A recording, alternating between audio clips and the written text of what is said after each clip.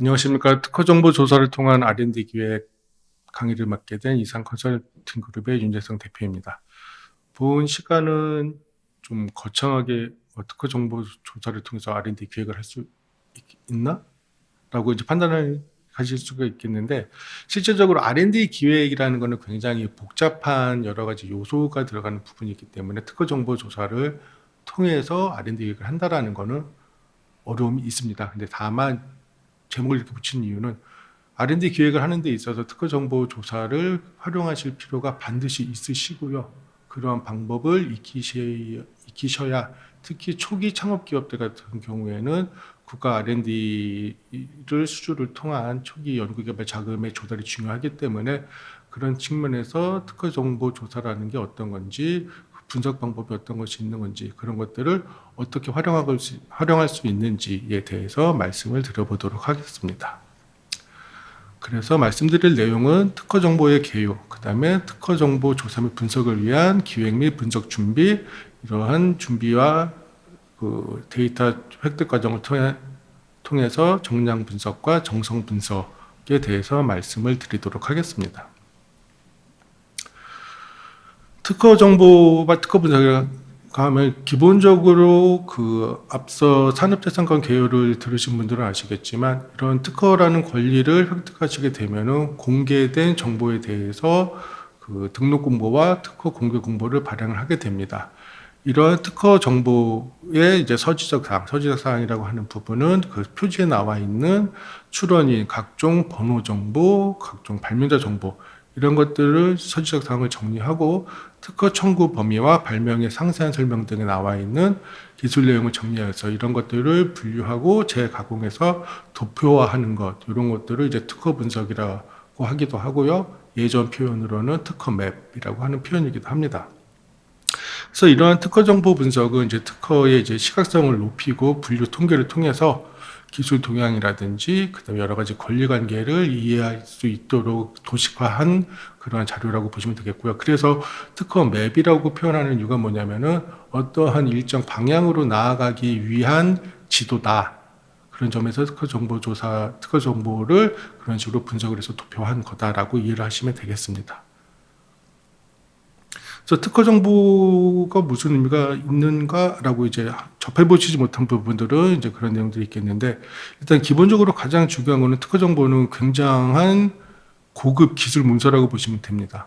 이 20년 동안 이제 배타적인 권리를 이제 유지를 나라 입장에서 시켜주는 부분이기 때문에 이러한 기술 내용이 뭐 실제적으로 굉장히 고도화 여부는 떠나서라도 실제 그 관련된 업자들이 그 정보를 습득해서 새로운 기술 개발이라든지 이런 데 활용할 수 있을 정도로 구체적으로 또한 이제 반복 재현이 가능하도록 그 기재를 해라, 이런 게 이제 법적인 요건이기 때문에 그렇게 기재된 문서를 통한 정보 습득이라는 측면에서 이제 고급 기술 정보라고 보실 수가 있겠고요. 그다음에 이제 또 특허 분석이 또 가능하게 된 이유가 정형화된 서식이 되어 있다는 부분입니다. 그래서 어떠한 목차 내에서 그 목차에 관련된 내용을 쓰도록 기재를 하고 있고, 그런 내용이 부실할 경우에는 특허청에서 심사 당시에 거절유를 내보내서 다시 고쳐라, 사람들이 보고 이해할 수 있게, 이런 식의 거절료가 나오기 때문에 정형화된 서식으로 이제 볼 수가 있다는 부분이 있고, 그 다음에 정보 수집이 용이하다는 부분이 있습니다. 이건 이제 사실 일반인들 입장에서는 정보 수집이 용이하다고 볼 수는 없으세요. 왜냐면은 그 좀 복잡한 검색식이라든지 키워드라든지 연산 자료 활용을 하게 된다라면은 고급 정보를 단 한 번만에 몇백 건을 이렇게 수집할 수 있다는 측면에서 용이하다고 볼 수 있는데, 사실 그쪽 관련된 업에 종사하지 않으신 분들은 그런 고급 검색식을 작성을 하시지 못하기 때문에 간단한 키워드라든지 번호 정보만으로는 이제 그 정보 수집이 이제 쉽지는 않으십니다. 하지만 이 전문가들 입장에서 봤을 때에는 정보 막대한 고급 기술 정보를 한 번에 이제 받아볼 수 있다는 측면에서 정보 수집이 용이하다는 특징이 있겠고요. 그다음에 또 간단하게 말씀을 드리겠지만, 이런 특허문헌 같은 경우에는 그 통일화된, 전 세계적으로 통일화된 분류 체계가 있습니다. 그래서 예를 들어서 뭐 우리가 뭐 아랍어라든지 뭐 중국어를 모른다, 그래도 적어도 서지 정보에서 얘의 발명자는 누구고 출원인은 누구고 출원인이 어느 나라 뭐고 여기 관련된 기술 분야는 어떤 거다, 라는 거를 다 이해하실 정도로 이렇게 통일화된 분류 체계 하에서 이제 그 공개 공보라든지 등록 공보가 발행이 되기 때문에 그래서 특허 정보는 이러한 정형화된 서식과 통일화된 분류 체계를 가지고 있는 고급스러운 기술 정보다. 이런 측면에서 실제적으로 R&D 기획을 하는 데 있어서 이 특허 정보 분석을 통해서 유용한 정보를 얻으실 수가 있겠습니다.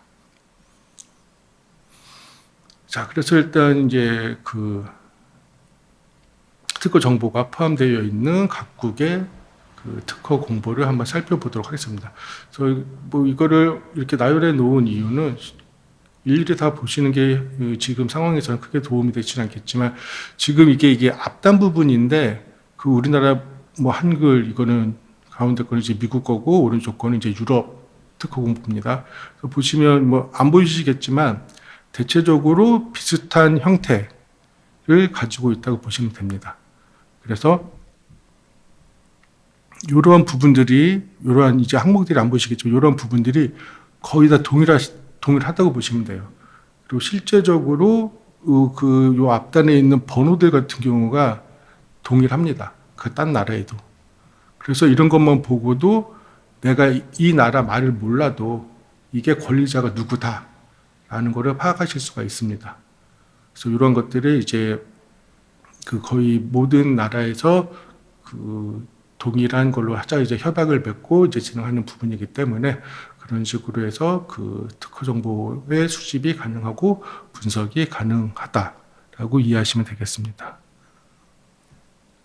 그래서 저희가 이제 활용할 수 있는 거면 특허 정보가 어떤 것이 있겠느냐 보면은 이제 서지적인 정보로서 번호 정보, 그 다음에 날짜 정보, 누가 이제 출원인 발명자 정보 이런 국가 정보 같은 경우들을 아실 수가 있겠고요. 그 다음에 특허 분류라든지 그 권리 상황, 그 다음에 이런 부분들은 이제 앞단에 그 표지에 나와 있는 그런 서지 정보가 될 수 있겠고, 그 다음에 권리 상황과 기술 내용은 발명의 상세한 설명과 그 청구 범위를 통해서 파악을 하실 수가 있겠습니다. 그래서 이러한 번호 정보, 뭐 날짜 정보 이런 게 뭐가 중요하냐라고 보실 수도 있겠지만 이게 뒤에 실제적으로 보면은 흐름이라든지 아니면은 기술의 발전도라든지 이런 거를 줄을 세우실 수가 있겠죠. 이런 정보들이 나중에 이제 어떻게 활용이 되는지는 뒤에 보시면 이제 확인하실 수가 있겠고, 이러한 특허 정보들을 활용을 해서 특허 정보 분석을 한다라고 생각하시면 되겠습니다. 그래서 특허 정보의 이제 목적별로 활용을 보게 되면은 특허 정보는 크게 기술 정보, 경영 정보, 권리 정보.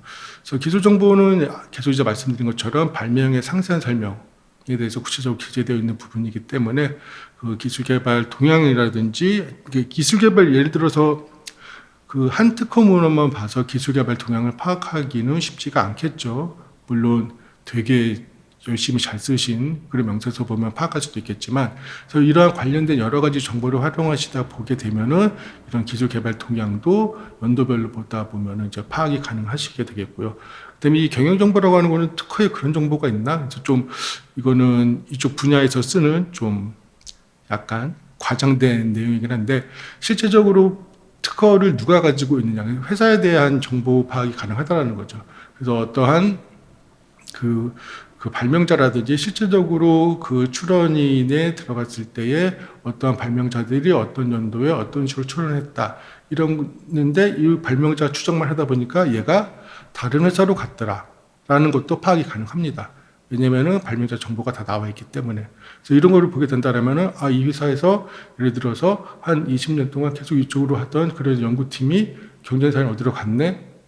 그렇게 되면 이 원래 있던 회사는 조금 위기에 처할 수도 있겠죠. 그래서 이런 식으로 약간 과장되긴 했지만 거짓은 아닌 그러한 일종의 그 경영이라든지 그런 데 관련된 정보도 특허 문헌을 통해서 파악을 하실 수가 있겠습니다. 그다음에 이제 가장 중요한 거는 권리 정보가 되겠죠. 권리 범위에 나와 있는 청구항에 나와 있는 이 권리 범위에 따라서 실제적으로 기술 개발은 기술 개발이지만 이 연구하거나 아니면 이 권리를 가지고 있는 사람들이 어떤 식으로 권리 주장을 하고 있는지에 대한 파악이 가능하게 됩니다. 이런 게 보면은 이 권리 정보라는 거는 실제적으로 특허 문헌에 있어서 가장 이해관계가 되는 부분이기 때문에 기술과는 또 별개로 어떠한 부분이 돈이 되는 부분이구나라는 거를 권리 범위를 통해서 파악을 하실 수도 있겠습니다. 그래서 이러한 것들을 이제 활용을 하셔서 특허 정보를 활용을 하실 수가 있겠고요. 그래서 그렇다면 이제 특허 분석을 그 R&D 단계별로 어떻게 활용을 할 수가 있겠느냐? 그런 식으로 봤을 때는 이제 연구개발별로 아이템 선정, 기획, 연구개발, 시작품 평가, 생산, 판매 이때부터 일 각각에 맞춰가지고 그 특허 정보를 활용을 하시면 되겠는데요. 저는 개인적으로는 만약에 연구개발을 하신다라면은 꼭 3번은 해보라고 말씀을 드리고 싶습니다. 그러니까 단순히 연구개발이라면은 2번만 하시면 되고요. 실제적으로 제품화를 하시고 사업화를 하실 때는 3번을 하셔야 됩니다. 그래서 첫 번째가 언제냐면은 아이템 선정하실 때예요. 실제적으로 내가 아이템을 선정하는 데 있어서 이러한 것들이 존재하느냐 안 하느냐, 종래의 기술들이 어떻게 존재하기 때문에 어떤 식으로 차별화를 시킬 수가 있겠느냐, 이런 부분들을 특허 정보 분석을 통해서 아이템 선정 시 활용하실 수가 있습니다. 그래서 가장 중요한 게 뭐냐면은 내가 하는 거, 내가 이쪽의 전문가고 정말 오랫동안 공들여서 한 거기 때문에 이거는 나만이 할 수 있어 라고 생각하시는 자신감은 좋으신데 실제로 그런 일은 거의 없습니다. 유사한 기술이 반드시 존재합니다. 그렇기 때문에 만약에 그게 사업화되고 있다라면은 그거는 내가 실시하게 되면 침해가 되시는 거고요. 사업화가 되지 않았다라면은 그걸 한번 다시 고민을 해보셔야 됩니다. 나랑 유사한 기술인데 얘 사업화된 게 전혀 흔적이 없네. 무슨 얘기냐? 기술적으로는 의미가 있을지 모르겠지만 이게 제품적으로는 의미가 없을 수도 있다라는 겁니다. 그래서 단순히 내 거와 유사한 게 있느냐 없느냐 그것만 판단하시는 게 아니라 기술 개발할 방향을 한번 설정하실 수가 있는 거고, 이게 제품화 되었을 때에 어떤 식으로 그 의미, 기여도가 있느냐 그런 부분들을 파악할 수 있기 때문에 실제적으로 연구개발 전이라든지 아니면 아이템 선정 전이라든지 이런 때에는 한번 특허 정보 분석을 하실 게 필요하시고요. 제가 이 3번이라는 거를 말씀을 드리는 이유가 뭐냐면 특허는 일단 기본적으로 공개가 되지만 1년 6개월 전까지는 공개가 되지 않는다라는 부분 때문에 기간을 말씀드리는 겁니다. 만약에 내가 아이템을 선정하고 연구개발하고 그 다음에 제품을 하는데 1년 6개월 이내에 해결될 수 있다 하면은 한 2번 정도 하시면 됩니다.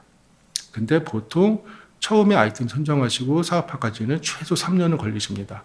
그렇게 된다라면은 동일한 기술에 대해서도 계속 매일매일 공개가 되고 있다고 보시면 되는 거고, 그렇기 때문에 일정 시점 후에는 항상 공개된 부분이 있는지 없는지, 왜냐면은 지금은 검색해봐서 봤을 때 없던 기술이 있고, 그래서 그럼 이 방향으로 가자.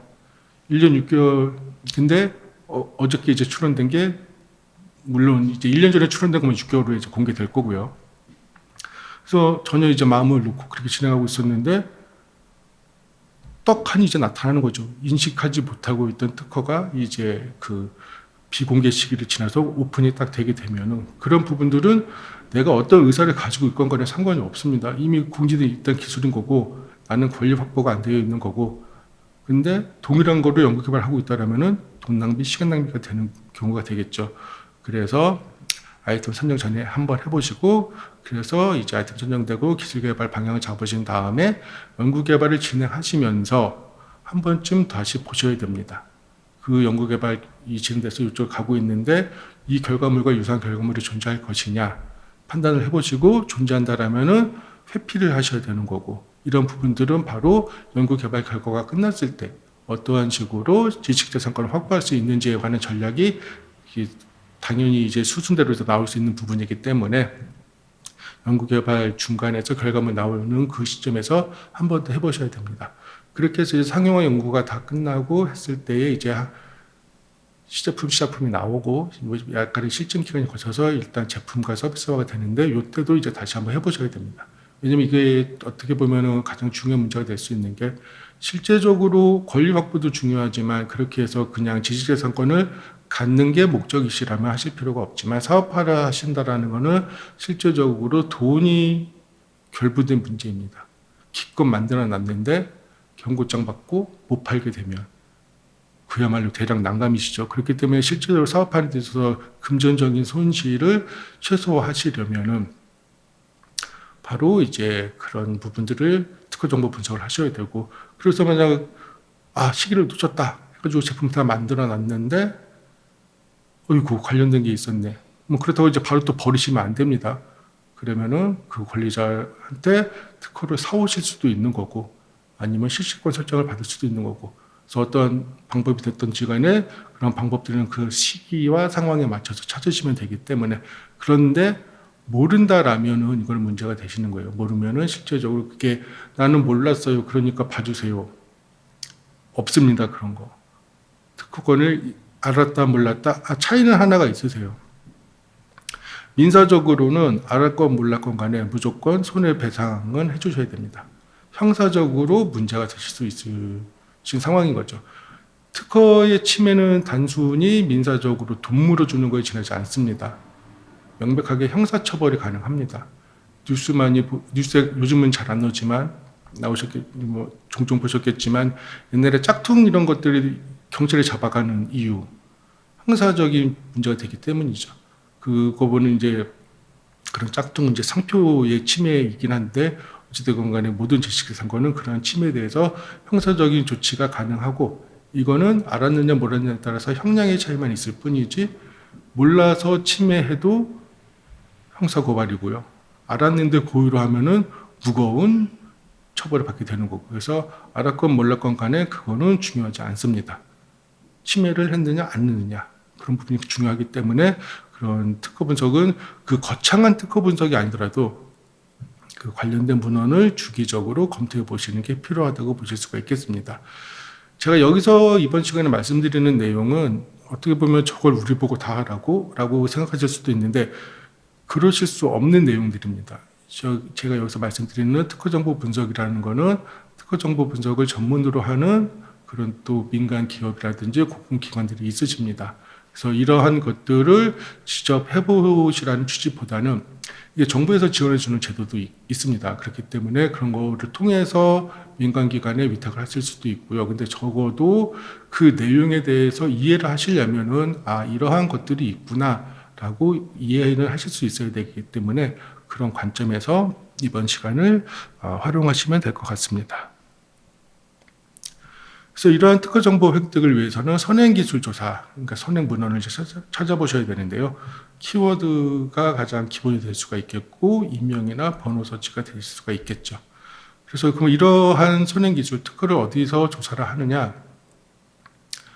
전 세계 모든 특허청 웹사이트가 존재하는 모든 전 세계 각 국가의 특허청에서는 특허 정보 검색을 하실 수가 있습니다. 그 특허청 내에서 바로 되실 수도 있고요. 아니면은 그 특허청에서 운영하는 그 공공기관에서 DB를 관리하실 수가 있고, 그래서 어쨌든 링크가 되어 있기 때문에 기본적으로 특허청에 들어가서 특허 검색이 가능하시다라고 기본적으로 이해를 하시면 되겠습니다. 근데 이제 아쉬운 점은 기본적으로 제도에 맞춰서 공개를 하는 부분이기 때문에 사용자의 편의성을 전혀 고려하지는 않습니다. 그래서 단순한 키워드라든지 번호 검색 같은 경우에는 잘 제공이 되는데 좀 더 다량의 데이터를 한 번에 많이 검색을 하고 그다음에 그것들을 또 다운로드 받으려고 할 때는 좀 어려움이 있으시죠. 그래서 또 그런 것들이 있기 때문에 이제 민간업자들이 그 특허 조사 사이트를 운영을 합니다. 그래서 우리나라의 민간으로는 윕스라는 데도 있고 해외에서도 톰슨 로이터라든지 렉시스라든지 여러 가지 그런 이제 사이트가 있는데 이쯤 되면 아시겠죠. 민간은 돈이 듭니다. 돈 내고 회원가입하시면 사용료를 내시고 사용하실 수가 있고, 근데 그렇기 때문에 사용하시기에 편합니다. 좀 더 유저 편의성이 좋고 인터페이스가 편리하고요. 그 다음에 다량의 데이터를 다운로드를 하실 수가 있고, 그래서 그런 부분은 이용하시고자 하는 그 상황에 맞춰 가지고 유료를 이용할 거냐 무료를 이용할 거냐 생각하시면 되겠고요. 참고로 말씀드리면 1년 회원 하는 아이디 하나가 아까 말씀드린 윕스 같은 경우가 아마 가장 저렴한 게 300만 원 정도 하실 거예요. 그리고 외국 사이트 같은 경우에는 그거보다는 이제 훨씬 고가다라고 이해하시면 되고, 결론적으로 말씀드리면 300 정도는 1년에 회원비 비용으로 쓰시게 되면은 이제 대량의 정보를 이제 쉽게 가져오실 수 있다라고 하실 수가 있겠습니다. 그래서 그런 그 가장 기본적인 키워드 서치가 있으시게 되겠고, 그다음에 IPC 서치라고 해서 제가 이제 앞단에서 특허 정보의 특징 중에 하나가 분류 체계가 존재한다라는 겁니다. 그래서 이러한 분류 체계가 의미가 있는 게 뭐냐면 각각의 섹션, 그다음에 클래스, 그다음에 서브 클래스 이런 식으로 해서 각각의 특허마다 이런 식으로 분류 코드를 부여를 합니다. 이 분류 코드라는 게 어떤 개념이냐면은 이 문헌이 어느 장르에 속하느냐라는 것을 판단하실 수가 있다는 겁니다. 저희가 이제 서점 가서 찾아볼 때 예를 들어서 뭐 토익, 뭐 토플, 뭐 리스닝 하는 그런 교재를 사고 싶다. 그러면은 저희가 서점 가면 어떻게 합니까? 딱 들어갔을 때 일단 외국어로 가겠죠. 외국어 중에서도 영어로 가겠죠. 그 다음에 영어 가서 뭐 수험서 뭐 이런 쪽으로 가겠죠. 그 다음에 토익 토플로 가겠죠. 이런 식으로 점점 이제 그 분야를 좁혀가면서 이렇게 내가 원하고자 하는 기술을 찾는 그런 것들에 이제 일종의 태그를 붙여놓는 건데 그런 것들이 이제 그 국제 특허 분류라고 생각하시면 됩니다. 이거는 전 세계에서 다 같이 특허청을 운영하는 특허 제도를 운영하는 모든 나라에서 우리 이렇게 하자 동일한 코드로 쓰자 해서 만들어 놓은 코드라고 보시면 됩니다. 그래서 이런 부분이 실질적으로 어떤 게 도움이 되냐면은 가끔 특허문헌 보시다 보면은 이게 우리 쪽 분야에 속하는 기술이 아닌 거야 라고 판단이 약간 애매하실 수가 있습니다. 그럴 리가 있겠냐라고 하실 수 있지만 많은 특허문헌을 보시다 보면은 이거 우리 쪽이 아닌 것 같은데 라고 판단하시는 경우가 있어요. 그럴 때 이제 이러한 코드를 보시게 되면은 기본적으로 C12N 이런 식으로 가면은 얘는 화학 쪽에서 어떤 조성물 쪽으로 가는 이제 그런 분류로 가게 되는데요. 이러한 식으로 이 발명이 속하는 분야가 어느 분야인지 판단을 하실 수가 있겠습니다. 그래서 이거 보면 이제 살짝 놀라실 텐데 아주 기초적인 검색식이라고 보시면 됩니다. 그러니까 일반인 분들한테는 기초적인 검색식이 아닌데 그 특허 정보 분석하시는 그런 쪽에서는 아주 기초적으로 쓰는 그 검색식이라고 보시면 되겠고요. 그래서 1번에 일단 예를 들어서 바이오매스 쪽으로 해서 검색을 한다. 그러면은 그 일반적으로 쓰실 때는 일반인 분들은 그냥 바이오매스 쓰시겠죠. 그거 하나 적고 이제 검색해 보면은 특허가 나옵니다. 그럼 몇 개 안 나옵니다. 왜냐면 이게 그 예를 들어서 포털 사이트 같은 데서 저희가 검색할 때 저희가 오타 치면 지가 알아서 자동으로 단어 완성해 주죠. 그리고 또 유사한 것도 같이 이렇게 찾아줍니다. 근데 특허 정보 DB는 그런 기능이 없습니다. 그리고 그래서도 안 되고요. 왜냐면 그러면 이제 엉뚱한 것들이 계속 들어오기 때문에 없습니다. 내가 쓴 그대로만 찾아집니다. 그래서 이제 일반인 분들이 찾으실 때 관련된 선행문은 없습니다 하는데 전문가들이 찾으면 다 존재합니다. 왜냐면은 바이오매스를 예를 들었을 때 기본적으로 검색하실 때 바이오매스 딱 이 단어만 치실 거예요. 그렇게 되면은 예를 들어서 뭐 특허 검색이 뭐 한 20건 된다. 근데 만약에 이거를 이런 식으로 키워드를 가지고 검색식을 만들게 되면은 기본적으로 2,000개 이상이 나옵니다. 왜냐면 표현을 달리 할 수도 있기 때문에.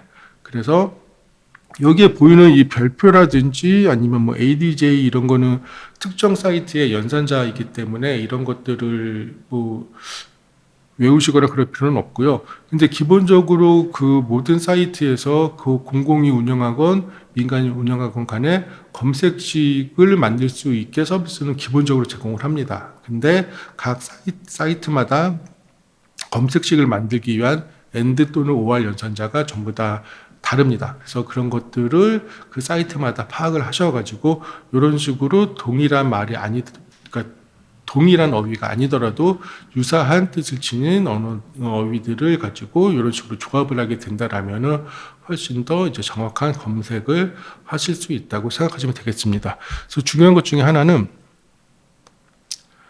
다른 거는 다 잊으시더라도 검색하실 때 유사어 확장이 어려우셔서 안 하시더라도 제가 꼭 추천해 드리는 거는 영문을 같이 조합을 해주세요. 그래서 바이오매스라면은 여기 밑에서 보신 것처럼 영어로 BIOMASS 꼭 같이 해주시는 게 좋습니다. 한 단어를 쓰더라도 영어를 같이 병기하느냐 안 하느냐에 따라 가지고 굉장히 검색의 정확도가 달라집니다. 그래서 검색식의 확장을 하실 때에는 다른 거는 둘째 치더라도 제일 먼저 영어는 쓰시고요. 근데 영어 같은 경우 쓰실 때에 영문을 쓰실 때에 이거를 and 조합으로 하시면 안 됩니다. 기본적으로 저희가 거의 모든 사이트에서 스페이스바 누르면 그게 물론 and가 되긴 하는데 OR로 인식하는 사이트도 충분히 많기 때문에 반드시 연산자는 인식을 하셔야 됩니다. 특히 스페이스바가 and인지 OR인지 하셔야 되고요. 포털은 대부분이 제가 알기로는 OR입니다.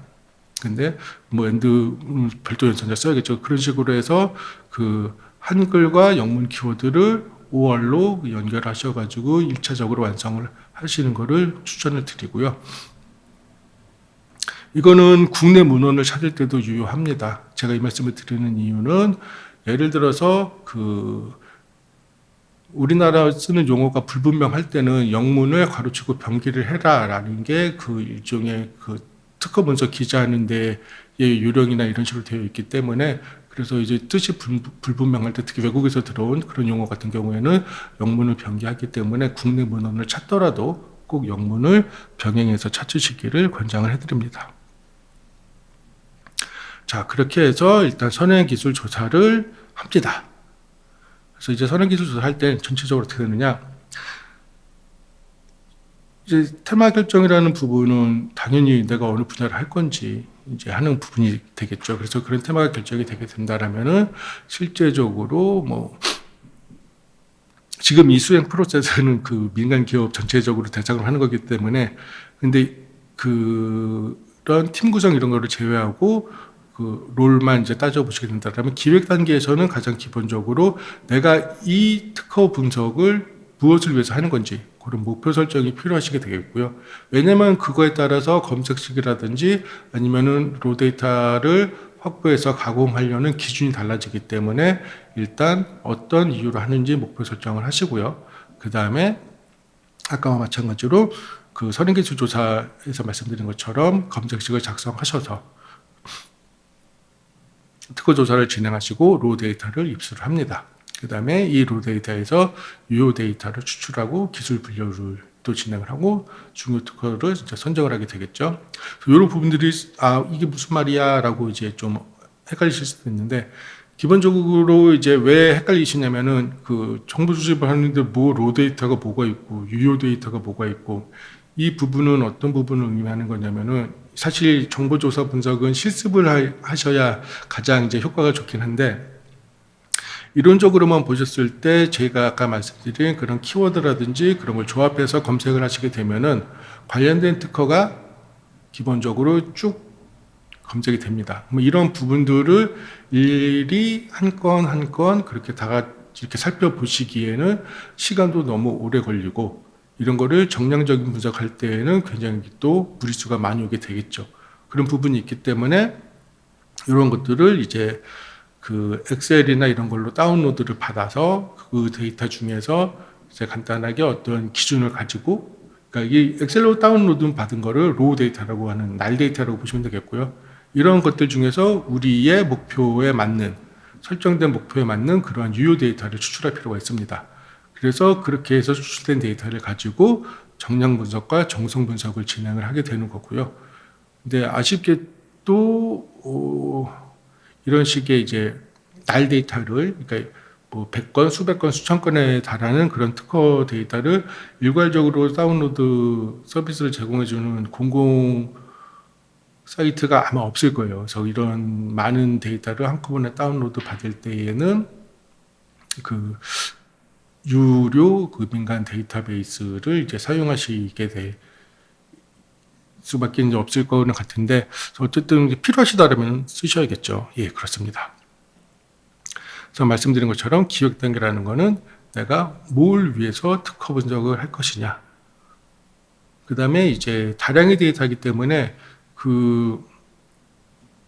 어떠한 R&D 기획적인 요소로 가기 위해서는 특허 검색식을 작성하시면서 하시기 전에 먼저 기술 분류 체계를 구분해 두셔야 됩니다. 그래서 기술 분류 체계가 뭐냐라고 하실 건데 이제 굉장히 고도해 보일 수도 있겠지만 간단하게 생각하시면은 예를 들어서 제가 이제 뭐 고무장화를 만든다고 하겠습니다. 고무장화를 이제 개발을 할 건데 여기에 관련된 선행 특허가 얼마 있는지 알아보고 싶고 그랬을 때에 만약에 기술 불체계 없이 그냥 고무장화 그 주요 키워드만 가지고 검색하게 된다라면은 고무장화의 어떠한 뭐 만드는 방법이 될 수도 있겠고 재질이 될 수도 있겠고 그 재질을 어떤 가공하는 부분이 있을 수도 있겠고 그거를 뭐 고무를 합성하는 뭐 원재료가 될 수도 있겠고 관련된 촉매가 될 수도 있겠고 여러 가지 기술이 고무장화 하나의 키워드로 다 검색이 됩니다.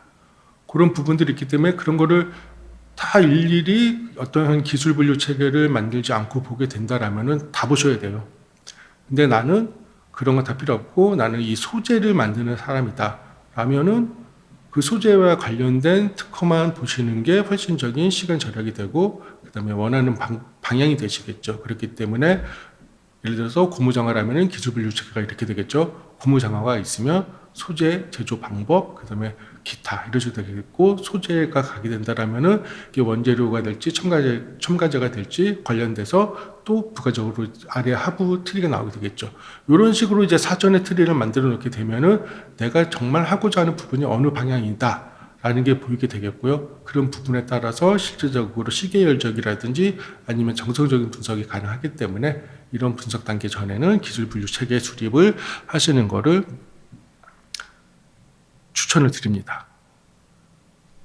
그리고 이런 기술 분류 체계를 만드는 것을 제가 추천드리는 또 다른 이유는 그 초기 창업 기업분들이 특히 조금 어려워하시는 것 중에 하나가 정말 완전한 기술 베이스로 이제 내가 기술적으로 뭐 기술 뭐 박사라든지 아니면 관련 분야에 뭐 십수년 있었다든지 이런 식으로 있어서 굉장히 기술에 대해서 조예가 깊으신 경우에는 그런 어려움이 특별히 없으신데 기술적인 부분이 이제 좀 약하신 부분들에 대해서는 내가 뭘 개발해야 되는지에 대해서 명확하게 모르실 때가 있으세요. 무슨 얘기냐면은 제가 이제 이번에는 이제 고무장화로 계속 얘기를 하겠는데 고무장화를 이제 계속 중간에서 이제 파시다가 보니까 이거 직접 내가 만들어서 하니까 훨씬 마진이 높겠다라고 하셨는데 그렇다면 내가 뭘 개발을 해야 되나 막막하십니다. 정말 장화를 찍어내는 게 더 좋을까 아니면은 좀 초기 시설이 덜 드는 소재 쪽을 개발하는 게 좋을지 이런 것들에 대해서 이제 판단을 못 하시는 경우가 생기십니다. 근데 그럴 때 이런 기술 분류 체계 같은 거를 활용을 하시게 된다라면은 나는 이 분야 쪽으로 하는 게 지금 나의 역량이라든지 아니면 사회적인 트렌드라든지 그런 것들을 이제 파악하실 수 있는 도움이 되실 수 있기 때문에 그런 측면에서 기술 분류 체계를 수립을 하는 것을 권장을 드리고요. 그 다음에 이제 기술 전문가가 아니라서 기술 분류 체계를 이제 확보하는 게 어려움이 있다라면은 제가 추천드리는 거는 중소기업, 중소벤처기업부에서 2, 3년 거의 매년마다 중소기업 기술 로드맵이라는 자료를 발간을 합니다. 그래서 중소기업이 할 만한 그런 업종의 전략 제품을 선정하고 얘에 대해서 어떤 기술성이라든지 어떤 사업성 이런 것도 쭉 해주는 로드맵 자료를 이제 발간을 하는데 거기에 항상 기본적으로 그 분야의 앞단에 기술 분류 체계, 테크트리라는 거를 존재합니다.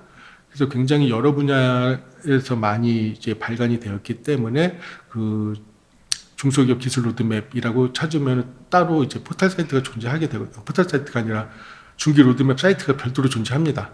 거기서 내가 원하는 분야 찾을 수 있기 때문에 직접 기술 분류 체계를 이제 수립하는 게 어려움이 있으시다라면은 그러한 정부 발간 자료를 활용하시는 것도 도움이 되실 거라 판단이 됩니다.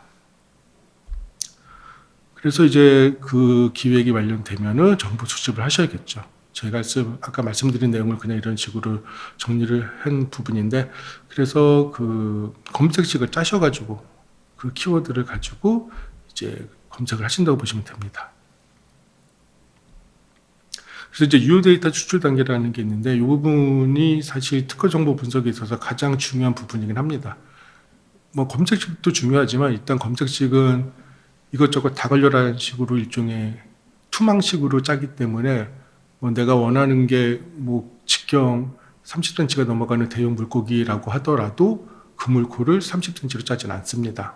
5cm로 짜서 큰 놈도 걸리고 작은 놈도 걸리고 작은 놈도 얘도 괜찮으면 걔도 갖다 쓸 거니까 그래서 검색식은 보통 그런 식으로 작성을 합니다. 그렇기 때문에 이것저것 어중이 떠중이까지도 끌어올 수도 있고 그래서 보통 특허 검색할 때 타이트하게 하면은 제가 아까 말씀드렸어요. 예를 들어서 고무장화 하면 타이트하게 하면 20분도 안 나올 거예요. 근데 관련된 거를 다 검색한다. 그러면 제가 검색식을 짜면은 적어도 국내에서만 1000건 이상 끌어올 수 있습니다. 근데 그 1000건을 다 본다라는 거는 미쳤죠. 근데 그렇다고 해서 내가 보고 싶은 거를 아주 좁혀서 하는 경우는 저는 권장을 해드리진 않아요. 왜냐면은 모든 사람이 나와 동일한 표현을 쓰지는 않습니다. 그렇기 때문에 그런 부분이 있기 때문에 아주 좁히는 거는 좀 지양하시길 바라고요. 그래서 이제 데이터가 대량으로 이제 나오게 됩니다. 그래서 이런 데이터 같은 경우를 보통 엑셀로 다운을 받으시게 되겠고요. 그 다음에 이제 검색하시게 되면은 기본적으로 특허 정보는 공개 정보와 등록 정보 두 가지가 존재하기 때문에 두 개가 다 다운로드가 됩니다. 그래서 이런 것도 필터링을 하셔야 되고, 그런 중복성 검사도 하셔야 되고, 그 다음에 굳이 나랑 필요 없는 부분들을 키워드를 통해서 이런 부분들을 걸러내실 수도 있으세요. 근데 여기부터는 엑셀 함수 활용하시는 단계라서 그런 부분은 이제 자세하게 말씀을 드리지 않겠는데 어쨌든 그러한 부분들을 활용을 해서 기술 분류 체계가 기술 분류 체계를 세워 놓으셨다면은 그거에 맞춰서도 그 기술 분류 코드도 다 집어 넣으시고 이런 식으로 하셔가지고 유효 데이터 세트를 이제 완성을 하셔야 됩니다. 그렇게 해서 이제 데이터셋이 완성이 된다라면은 정량 분석과 정성 분석을 들어가게 되겠고요. 정량 분석 같은 경우에는 서지적 사항과 기술적인 내용 부분, 그래서 이런 부분들을 각각의 수치 정보, 그 다음에 그 키워드, 데이터 정보, 문자 정보 이런 것들을 가지고 다양한 시각화를 한다고 보시면 되겠습니다. 그래서 정량 분석 항목 같은 경우에는 시간적, 그래서 실제적으로 언제쯤 나타나서 어떤 식으로 그 시계적으로 변하고 있느냐라는 부분이 있을 수 있겠고, 그러면은 어떠한 회사, 어떠한 사람들이 이런 쪽에 관련돼서 하고 있느냐라는 인적 정보를 파악하실 수가 있겠고요. 그 다음에 특허의 이름표인 이제 번호적 정보, 각종 수적 정보, 분류적 정보 그런 정보들을 활용해서 정량 분석을 하실 수가 있겠습니다. 그러면 정량 분석을 하면 어떻게 되느냐? 참고로 이거는 그냥 엑셀로 그린 그림인데요. 말씀을 드리면 요거는 엑셀 97 버전 아주 오래전 버전이었어요. 지금은 이렇게 안 이쁜 그림이 나오진 않습니다. 근데 함수 데이터는 똑같고요. 그래픽이 바뀌었을 뿐이지 그려지는 모양도 똑같기 때문에 제가 좀 업데이트를 안 했지만 그렇습니다. 그래서 이런 연도별로 특허 동향도 보실 수가 있겠죠. 그래서 보시게 된다면은 요 기술 같은 경우에는 요때쯤에 이제 처음 나타나기 시작해서 우상향으로 되고 있다가 꽤 많이 이제 급격하게 되고 있죠. 정점을 찍고 요 부분 여기서 죽었다. 갑자기 하나도 안 나타나네. 라고 판단하시면 안 됩니다. 이 부분이 뭘까요? 제가 이 시점에서 검색을 한 건데 1년, 2년 갑자기 훅 죽었네.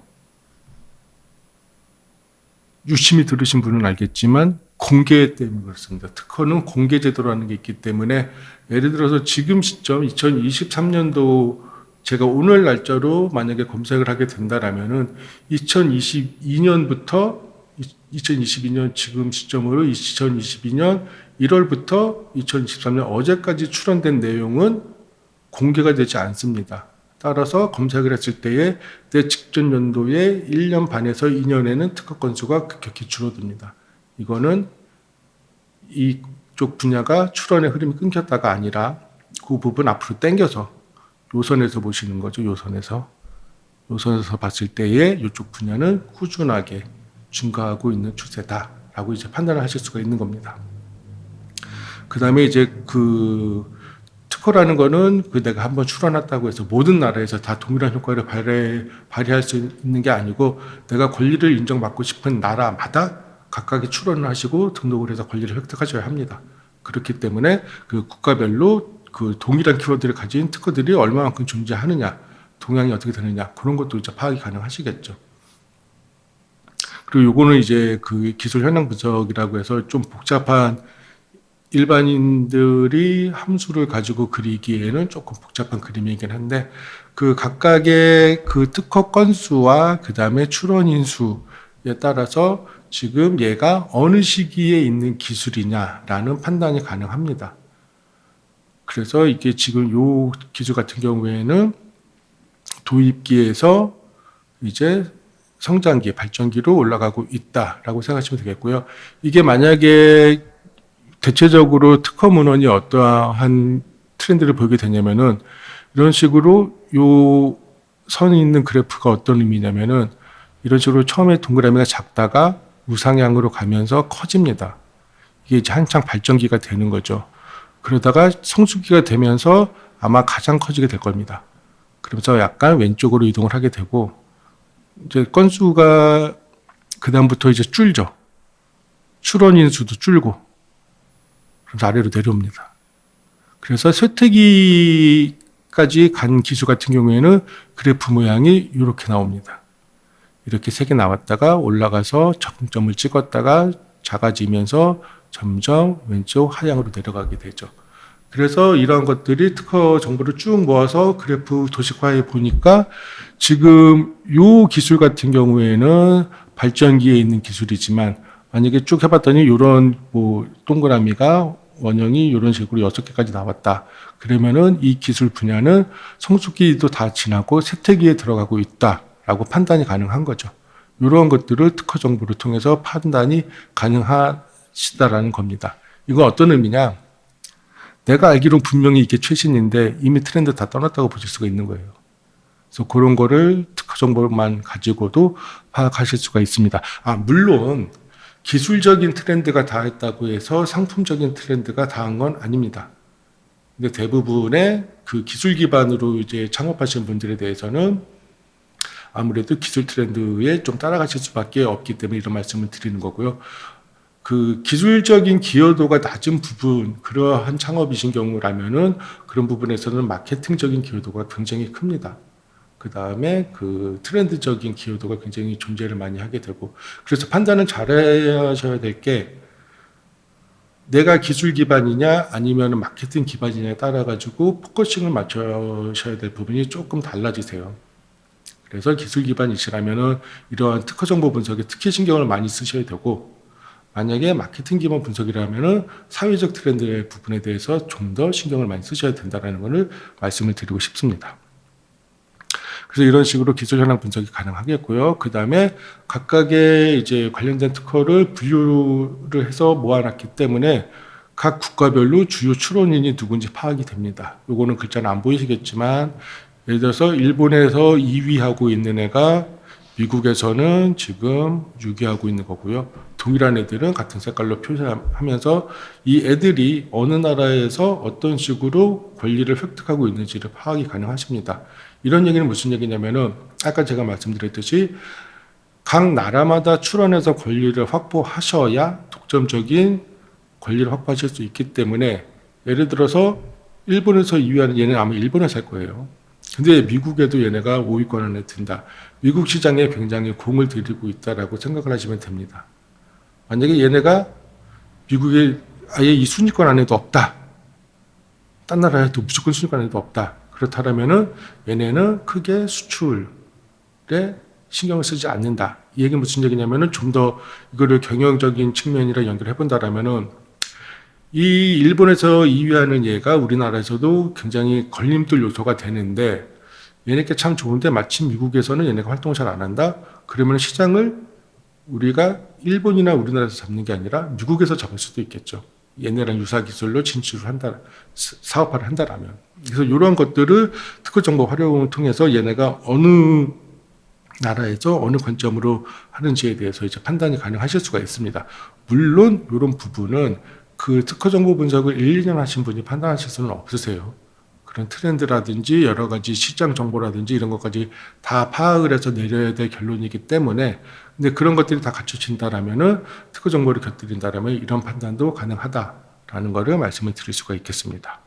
그래서 이제 또 다른 정량 분석으로 본다라면은 그 뭐 활동 지수라고 해서 이런 거는 사실 너무 전문 분야라서 빼고요. 의미 있는 것 중에 하나가 포트폴리오 분석이라는 게 또 가능하십니다. 이거는 어떤 거냐면은 그 각 특정 기술 분야, 특정 분야의 점유율과 그 다음에 증가율을 가지고 판단을 하는 거죠. 그래서 얘네의 이제 그 특허에 어떤 예를 들어 지금 보이실지 모르겠지만 이게 뭐 충전기기 기술, 시험 기술, 전력 자동차 통신 기술 이런 식으로 전력 시스템 기술 요거는 그 어떤 전력 무슨 분야에 관련된 요소 기술들에 대한 표현이게 되겠고요. 각각의 그 기술 분야들, 그러니까 아까 제가 말씀드린 기술 분류 체계를 만들어 놨기 때문에 이런 분석이 가능한 거고요. 보시게 되면은 이 각각의 분야들의 점유율과 증가율을 이렇게 도표로 표시하게 되면은 보시면 아시겠지만 지금 증가율이 가장 높은 게 충전기기 기술이죠. 점유율도 적당히 있고. 무슨 얘기냐면은 관련 분야의 사람들이 지금 현재 충전기기 기술 쪽으로 굉장히 많이 신경 쓰고 있다라는 겁니다. 그 다음에 예를 들어 전력 시스템 기술. 이거 같은 경우는 점유율은 제일 높은데 중과율은 제일 떨어진다. 무슨 얘기냐? 이거는 여태까지 계속 많이 해와서 가장 높은 점유율을 가지고 있지만 근래에 들어서 증과율이 떨어진다는 소리는 이거는 쇠퇴기로 들어가는 기술 분야다. 이런 거에 굳이 우리가 돈 써서 들어갈 필요가 없다. 이런 거는 예를 들어서 그런 거죠. 연구소장이 대표이사한테 이쪽 분야에 연구비를 집중해야 됩니다라고 할 때 무슨 근거로 이런 정도 보여드리면 딱 좋겠죠. 그래서 지금 우리는 충전기기 기술 쪽으로 들어가야 합니다. 이 그래프에서 볼 수 있듯이 현재 높은 점유율을 차지하고 있지는 않지만 높은 증가율을 보이고 있기 때문에 경쟁이 심화되고 있는 부분이고 여기에서 우리가 어떠한 그 선취점을 차지하려면은 이쪽 부분에서 가장 집중해야 될 필요가 있겠습니다. 이런 거를 이제 특허 정보 분석을 통해서 이제 분석이 가능하다라는 이제 말씀을 드릴 수가 있겠고요. 그래서 이런 거 같은 경우도 이제 주요 출원인별로 각각의 기술, 어떤 기술들 하고 있느냐를 도식으로 딱 나타나면은 딱 볼 수가 있겠죠. 가장 기본적으로 봤을 때, 이 출원인이 요 왼쪽에 있는 얘가 원으로만 봤을 때 보면은 기본적으로 건수 제일 많고 전 분야에 다 출원하고 있고 얘는 이쪽 분야에 제일 선도되는 기업이다라는 거를 딱 증명할 수 있는 요런 기업이 하는 게 중점적으로 하는 게 요거다. 그렇다면 우리는 여기는 들어가지 말아야죠. 여기 들어가면은 기름 몸에 바르고 불구덩이 뛰어들어가는 거죠. 다 잘하는데 그 중에서 강점이 다 잘하는 애가 하는 그런 기술인데 그 중에 중점 기술 분야를 우리가 뛰어들어가겠다. 위험합니다. 그래서 이런 것들을 특허 정보를 통해서 어떠한 그 경영적인 판단이 가능하다. 그래서 이런 부분들을 요즘 쓰는 말로 기술 경영이라고 하는 거죠. 기술적 정보를 베이스로 해서 어떠한 경영적인 판단을 내리는 그런 것들에 대한 기초적인, 그래서 가장 좀 기술 경영에 있어서 가장 객관적이고 강한 증거력을 발휘할 수 있는 게 특허 정보 분석이라고 보실 수가 있겠습니다. 그래서 이런 부분들은 이제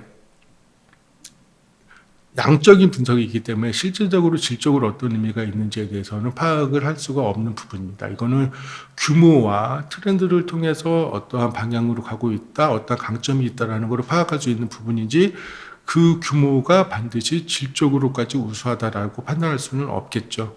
그래서 그런 부분들을 특허 지표 그런 부분들을 이제 지표화한다거나 정성 분석에서 해야 될 부분이고요. 지표 분석 같은 경우는 제가 특별하게 말씀은 안 드리고 그냥 넘어가도록 하겠습니다. 왜냐면은 이 부분은 좀 전문가적인 부분이 있어서 실질적으로 크게 의미가 없으실 겁니다. 그래서 그렇다면 정성 분석을 해야 되는데 어떤 부분이냐? 데이터를 여기 딱 써 있지만 데이터를 내용적으로 파악하고 분석하는 겁니다. 그래서 실제적으로 지금 보통 일반인들이 하시는 거는 정성 분석을 하고 계신 거예요. 각각의 건을 보면서 얘에 대해서 어떻게 판단을 하고 이제 그런 부분들인데 그 전문가들이 하는 정성 분석과 일반인들이 하는 정성 분석의 차이는 일반 보통 분들이 하시는 정성 분석 같은 경우는 그 건 하나하나당 권리 범위와 내용만 보십니다. 그래서 그걸로 어떤 유의미한 R&D적인 기획이라든지 그런 것들을 연관시키시지는 못하세요. 그래서 이제 그런 부분들을 정성 분석을 통해서 활용할 수 있다라는 거를 이제 말씀을 드릴 수가 있겠고요. 그래서 정성 분석에서 제가 뭐 이런 식으로 뭐 요즘 앱도 있고 워크시트, 기술 발전도, 이때 뭐 템페스트, 뉴엔트리 뭐 이런 게 있는데 이런 거는 그냥 쭉 읽어보시면 이런 것들을 할 수가 있겠다라고 그냥 이해만 하시는 정도면 될 것 같고요. 제가 추천드리는 거는 R&D 기획하시는 데 있어서 방법이 될 수 있는 건데 일단 기본적으로 가장 중요한 거는 1차적으로 저희가 맨 앞에 우리의 이해가 특허 분석을 하는 목표가 뭐냐 이런 것들을 선별했을 때에 이 목표 선별이 중요한 이유는 정성 분석을 위한 핵심 특허를 선별할 때 그 판단 기준이 될 수가 있습니다.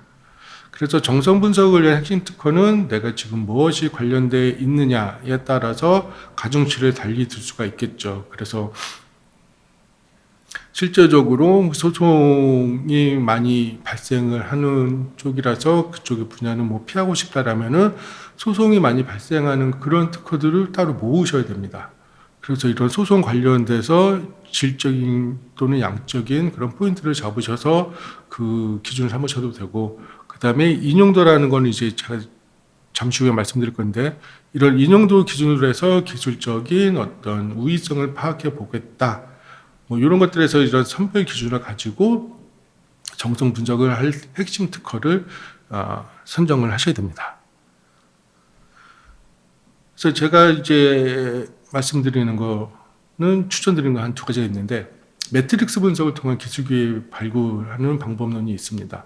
이 부분은 실제적으로 어떠한 아이템을 선정하실 때에 굉장히 강력하게 효과적으로 발휘할 수 있는 방법론이기 때문에 꼭 기억을 해두시면 좋겠고요.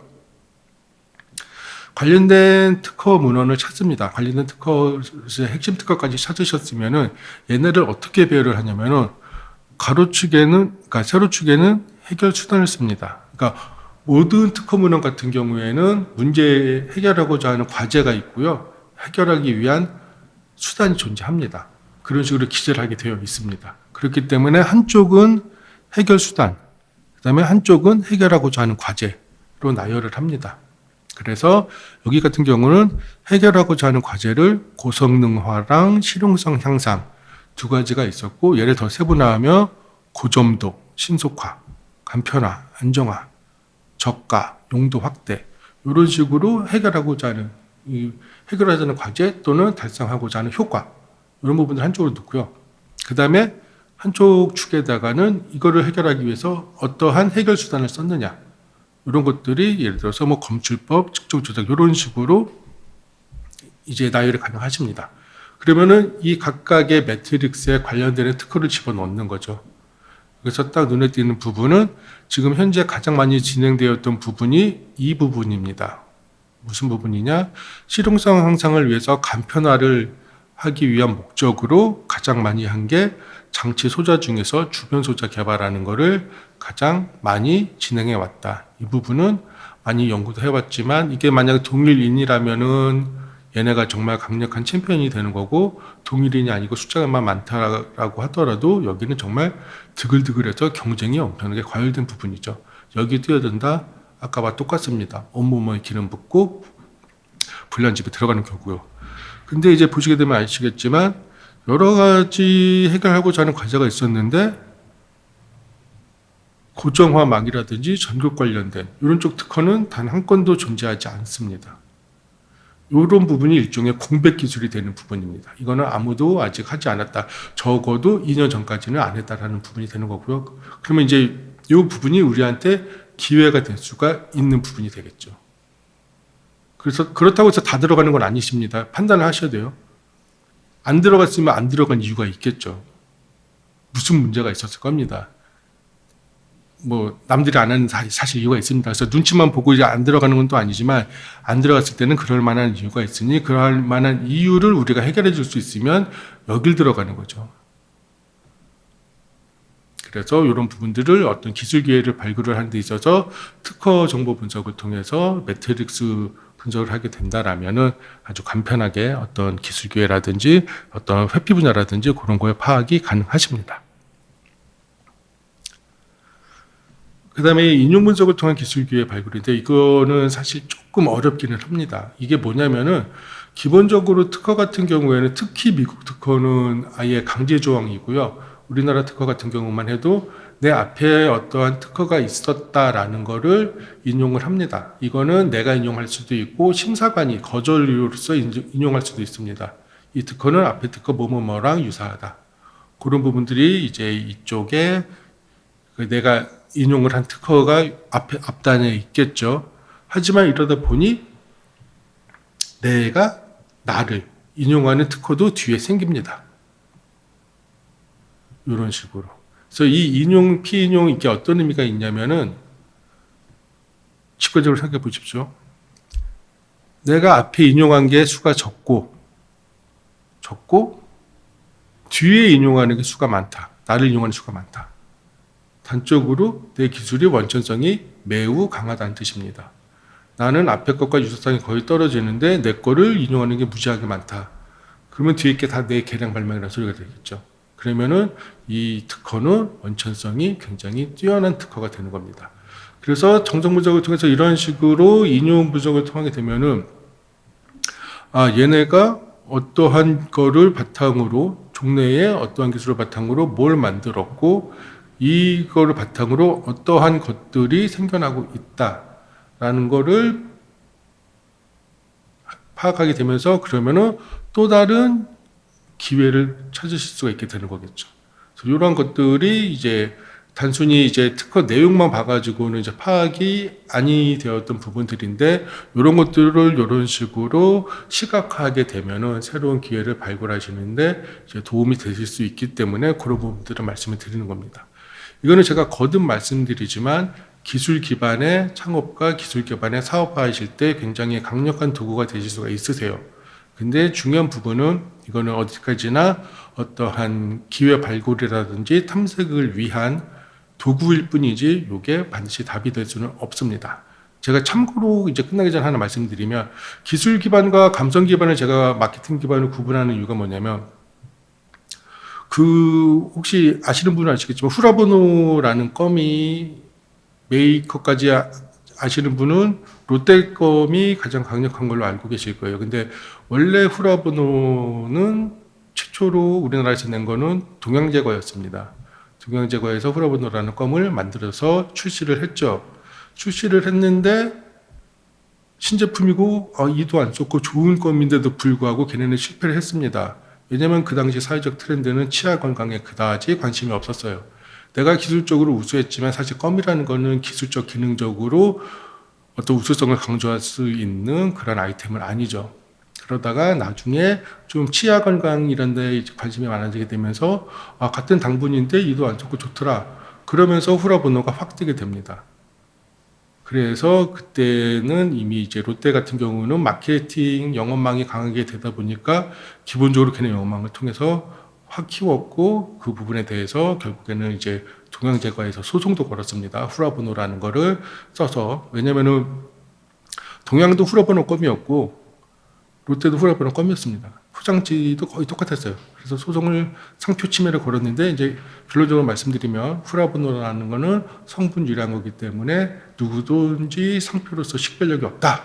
누구나 써도 된다 해가지고 결국은 동양은 폭망하고 롯데만 이제 남아있는 이 말씀을 드리는 이유는 기술적인 게 핵심적인 차별 요소가 되는 부분이라면은 이러한 특허 정보를 통해서 근거를 만들고 이런 것들을 활용해서 하는 부분이 있겠지만 그러한 부분이 아니다라면은 그 다른 관점에서 좀 더 중시될 포인트가 있기 때문에 그런 부분들을 좀 더 중시를 하셔라라는 차원에서 말씀을 드린 내용이었습니다.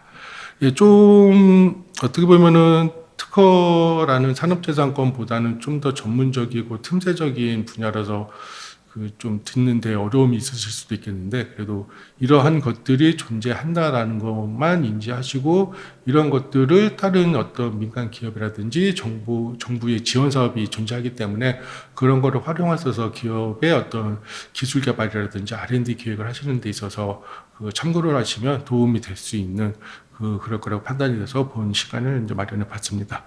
예. 긴 시간 집중해서 들어주셔서 감사하고요. 이상 강의를 마치도록 하겠습니다. 감사합니다.